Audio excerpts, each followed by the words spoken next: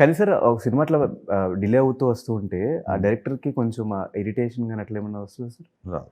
కళ్యాణ్ గారి వల్ల రావట్లేదు. రాదు. జనరల్‌గా అయితే ఉంటదా?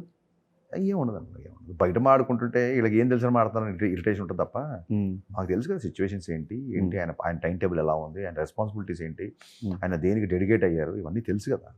So okay. Okay. So coming to mister Bachchan. Mister Bachchan అని టైటిల్ పెట్టడానికి రీజన్ ఏంటి సార్? ఆయనే పెట్టారు, రవితేజ్ గారు పెట్టారు. ఇందాక చెప్పాను, రవితేజ్ గారు పెట్టిన టైటిల్ అది. డిపార్ట్మెంట్లో వ్యక్తి ఫేమస్, నామ్తో సునహోగా అనేది నేను అనుకున్నాను. ఆయన అప్పుడు మిస్టర్ బచ్చన్ అన్నారు. మిరపకాయ టైటిల్ ఆయనే పెట్టారు కాబట్టి ఇదే సెంటిమెంట్ కలిసి వస్తుందని చెప్పి నేను ఓకే. దాని తర్వాత మధ్యలో మాకు చిరంజీవి గారు కూడా కనిపించారు టీజర్‌లో. సో ఇద్దరు ఫ్యాన్స్‌ని అట్లా కవర్ చేస్తారు సార్? అలా ఏం లేదు. అసలు 90s అంటే ఇంకా మనం చిరంజీవి గారు బ్లాక్ బస్టర్ కాకుండా ఇంకెందుకు వెళ్తాం. సో అక్కడ ఆ డైరెక్టర్ నుంచి వచ్చిన కంట్రిబ్యూషన్. సో సోషల్ మీడియాలో ఎక్కువ యాక్టివ్ ఉంటారు కాబట్టి సోషల్ మీడియాలో అటు పాజిటివ్ ట్రోలింగ్ని, నెగిటివ్ ట్రోలింగ్ని ఎలా చూస్తారు సార్? అలాగే చూస్తాం. పాజిటివ్గా చూస్తాం, నెగిటివ్గా చూస్తాం. అంతే కదా. అంటే మీ మీద ఏమన్నా ఎక్కువ నెగిటివిటీగా? లేదండి, నా వల్ల ఇబ్బంది పడతారేమో తప్ప నేను ఇబ్బంది పడే సిచ్యువేషన్ ఏమో. అంటే మీ వల్ల ఇబ్బంది అంటే నేను కౌంటర్ ఇస్తాను కాబట్టి నన్ను అంటే నేను అకారణంగా అంటే నేను ఊరుకోను. నా వర్క్ని క్రిటిసైజ్ చేస్తే ఓకే, నన్ను క్రిటిసైజ్ చేస్తా అంటే ఊరుకోను. సో ఈ గ్యాప్ ఎందుకు వస్తుంది సార్? అంటే గదలగొండ రైటింగ్ స్పీడ్గా లేకపోవడం. సినిమా చాలా ఫాస్ట్గా తీస్తాను నేను, రైటింగ్ స్పీడ్గా ఉండట్లేదు, అందుకే వస్తుంది. చాలా మందికి చెప్పాను. సో ఫర్దర్గా అలా ఉండదు, ఇక్కడ నుంచి నెక్స్ట్ 3 ఫిల్మ్స్ చాలా స్పీడ్గా ఉంటాయి. కానీ 13 years ఆఫ్ యువర్ జర్నీలో, ఫిల్మ్ జర్నీలో మీ దగ్గర నుంచి వచ్చిన సినిమాలు చాలా తక్కువ అనుకోవచ్చు. మీరు అది ఒప్పుకుంటారా? అంటే మరి ఫస్ట్ సినిమా అయిపోయిన తర్వాత 4 ఏళ్ళు గ్యాప్ వచ్చింది.